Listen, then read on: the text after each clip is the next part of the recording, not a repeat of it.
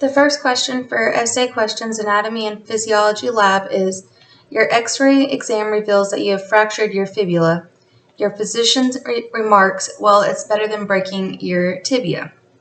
Explain why a fracture of the tibia would be worse than a fracture of the fibula. The tibia and fibula are two long bones located in your lower leg. The tibia bone, which is the larger of the bone, is on the inside, and the fibula is the smaller bone, which is on the outside. Since the tibia is much thicker than the fibula, it's the main weight-bearing of the two.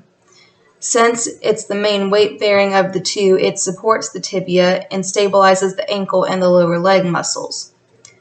Because of that, the fibula would have been worse to break than your tibia. The second question is, an individual with very low levels of vitamin D presents themselves to you complaining of seemingly fragile bones. Explain how these might be connected. So vitamin D helps strengthen the bones in your body by absorbing the calcium. By eating the right amounts of vitamin D and protein, it will maintain strong bones. Brittle bones is known as a condition called rickets in children and osteoporose, or low bone mass, in adults.